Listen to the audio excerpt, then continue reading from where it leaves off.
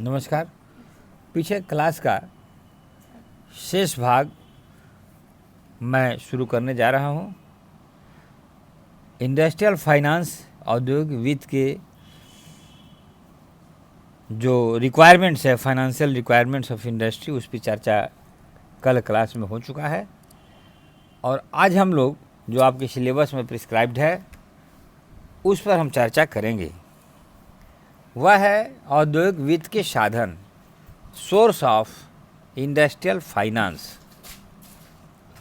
छात्रों, औद्योगिक वित्त प्राप्त करने के विभिन्न साधनों को समानतः दो श्रेणियों में बांटा जाता है।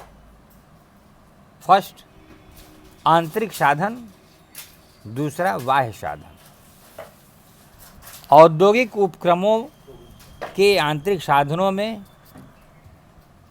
अंशों तथा ऋण पत्रों के निर्गमन द्वारा प्राप्त होने वाली पूंजी के अतिरिक्त लाभ का पुनर्निवेश आता है। बाह्य साधनों में व्यापारिक बैंकों, बीमा निगमों तथा विशिष्ट अर्थ संस्थाओं द्वारा प्रदान की जाने वाली पूंजी और जन निरपेक्ष को शामिल किया जाता है। छात्रों, औद्योगिक वित्त के आंतरिक साधन, internal source of industrial finance, Bharat में औद्योगिक वित्त के आंतरिक साधनों में निम्नलिखित उल्लेखनीय हैं, जिसे अंश, ऋण पत्र तथा लाभ, जिसे पुनर्निवेश कहते हैं। तो अभी हम लोग चर्चा करेंगे शेयर कैपिटल पर, अंश पूंजी। अधिकांश औद्योगिक उद्यमों की स्थापना कंपनी अधिनियम के अंतर्गत स्थापित होने वाली मिश्रित पूंजी कंपनियों के द्वारा की जाती है। इन कंपनियों को अस्थायी पूंजी जुटाने के लिए अंशों के निर्गमन, इश्यू ऑफ शेयर का अधिकार प्राप्त होता है। भारतीय कंपनी अधिनियम 1956 के अंतर्गत इस देश में कंपनियां दो प्रकार के अंशों का निर्गमन कर सकती है। पहला, पूर्वाधिकार अंश, दूसरा साधारण अंश, ऑर्डिनरी शेयर। अधिकांश अधिकृत पूंजी साधारण अंशों के निर्गमन द्वारा ही एकत्रित की जाती है। दूसरा है ऋण पत्र, डिवेंचर। ऋणों का निर्गमन उन निवेशकों को आकर्षित करता है जो पूंजी का निवेश कर जोखिम उठाने के लिए तत्पर नहीं होते और साथ ही निश्चित आय से संतुष्ट रहते हैं। हाल के वर्षों में ऋण पत्र काफ़ी लोकप्रिय सिद्ध हुए हैं। ये ऋण पत्र दो प्रकार के हैं, पहला परिवर्तनीय और दूसरा अपरिवर्तनीय। तीसरा जो है लाभ का पुनर्निवेश। भारत में औद्योगिक विकास के लिए आवश्यक पूंजी को समुचित मात्रा में एकत्रित कर पाना सहज नहीं है। पूंजी निर्माण के नीचे स्तर और विकास की या अन्य योजनाओं के लिए पूंजी की आवश्यकता के कारण उद्योगों में पर्याप्त मात्रा में वित्त प्राप्त करने में कठिनाई होती है। ऐसी स्थिति में निजी क्षेत्र में पूंजी निर्माण का सबसे उपयुक्त साधन लाभ का पुनर्निवेश ही है। पंचवर्षीय योजनाओं के अंतर्गत भी लाभ के पुनर्निवेश के महत्व को स्वीकार किया गया है। छात्रों, अब हम शुरू करेंगे आंतरिक औद्योगिक वित्त के बाह्य साधन, external sources of industrial finance. औद्योगिक वित्त के बाह्य साधनों में निम्नलिखित उल्लेखनीय है। पहला, सार्वजनिक जमाएं। दूसरा, व्यापारिक बैंक। तीसरा, औद्योगिक वित्त प्रदान करने वाली विशिष्ट संस्थाएं। छात्रों, सार्वजनिक जमाएं भारतीय औद्योगिक कंपनियां द्वारा सार्वजनिक जमाएं स्वीकार करना इस देश की औद्योगिक वित्त व्यवस्था को की विशेषता है। पश्चिमी देशों में औद्योगिक उद्यम सार्वजनिक जमाओं के रूप में पूंजी प्राप्त नहीं करते। भारत में इस रीति के प्रचलन का प्रधान कारण बैंकिंग प्रणाली का देर से विकास है।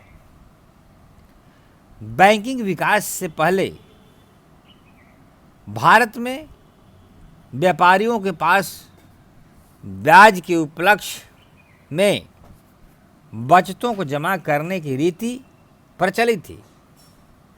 मुंबई और अहमदाबाद में उद्योगों की स्थापना होने पर प्रबंध अभिकर्ता के प्रयास से सार्वजनिक जमाएं औद्योगिक कंपनियों को भी प्राप्त होने लगी। अहमदाबाद, मुंबई, शोलापुर की सूती वस्त्र उद्योगों में लगी हुई पूंजी का काफ़ी बड़ा भाग सार्वजनिक जमाओं के रूप में प्राप्त हुआ। सार्वजनिक जमाएं अल्पकालिक और दीर्घकालिक दोनों ही प्रकार की होती है। आयोजन काल में आयोजित प्रक्रिया यद्यपि तेज हुई है, लेकिन वित्त प्राप्त करने के इस साधन का महत्व कम हो रहा है। सार्वजनिक जमाओं के महत्व में कमी का प्रधान कारण यह है कि निवेशक उद्योगों को जमाएं प्रदान करने के स्थान पर ऋण पत्र खरीदना अच्छा समझते हैं। ऋण पत्र हस्तांतरणीय होते हैं, अतः वे स्टॉक एक्सचेंज में बेचे जा सकते हैं। आवश्यकता पड़ने पर ऋण पत्रधारी उनकी प्रतिभूति पर ऋण प्राप्त कर सकता है। जमाकर्ता को कंपनी को जमा प्रदान करने में उपरोक्त लाभ प्राप्त नहीं होते। दूसरा पॉइंट है कमर्शियल बैंक, जिसे व्यापारिक बैंक भी कहते हैं। व्यापारिक बैंकों की नीति सामान्यतया अल्पकालिक ऋण देने की होती है। इसका कारण यह है कि परंपरागत बैंकिंग सिद्धांतों के अनुसार व्यापारिक बैंकों को अल्पकालिक निक्षेपों के रूप में एकत्रित पूंजी को दीर्घकालिक ऋणों में नहीं फंसाना चाहिए, परंतु भारत में व्यापारिक बैंक अल्पकालीन ऋणों के साथ साथ मध्यकाल तथा दीर्घकाल के लिए भी ऋण प्रदान करते हैं। 31 मार्च 2017 को व्यापारिक बैंकों की उद्योगों को बकाया ऋण राशि 26,800 बिलियन रुपये थी, जो कुल गैर खाद्य बकाया ऋण राशि outstanding non food gross bank credit 70,947 billion रुपये का 37.8% था। अंतिम पॉइंट है तीसरा, उद्योगों का संस्थागत वित्त प्रबंधन। भारत में संस्थागत औद्योगिक वित्त की आवश्यकता पर प्रकाश डालते हुए औद्योगिक वित्त निगम जांच समिति ने अपनी रिपोर्ट में लिखा था कि उद्योगों की दीर्घकालिक वित्तीय आवश्यकताओं की पूर्ति के लिए विशिष्ट वित्तीय संस्थाओं की स्थापना इसलिए आवश्यक है क्योंकि भारत में पर्याप्त रूप से विकसित पूंजी बाजार का अभाव है। स्वतंत्रता मिलने पर भारत सरकार ने औद्योगिक विकास के लिए संस्थागत वित्त के महत्व के स्वीकार किया और उसके सक्रिय सहयोग से विभिन्न विशिष्ट संस्थाओं की स्थापना संभव हो सकी। छात्रों,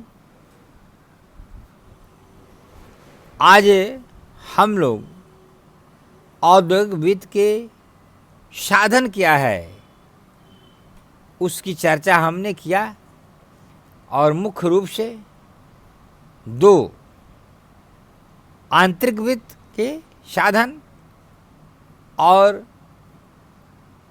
बाह्य वित्त के साधन, दो ही इसके मुख्य दो साधन हैं जिस पर हम लोगों ने चर्चा किया। और इसी आंतरिक और बाह्य के जो भी पॉइंट्स थे, जो भी बिंदु थे, एक एक बिंदु पर चर्चा करते हुए आप लोगों को बताने का प्रयास किया गया। उम्मीद है कि आप समझे होंगे और परीक्षा के दृष्टिकोण से यह बहुत ही महत्वपूर्ण प्रश्न है, क्योंकि औद्योगिक वित्त के कौन कौन से साधन हैं इस पर आप तैयारी करेंगे और अपने प्रश्नोत्तर को जिस तरह से बताया गया है उस तरह से लिखने का प्रयास करेंगे। और आज क्लास हम लोग इतना ही रहने देते हैं। उसके बाद जो पढ़ना है उसकी चर्चा दूसरे क्लास में दूसरे दिन हम लोग करेंगे। धन्यवाद।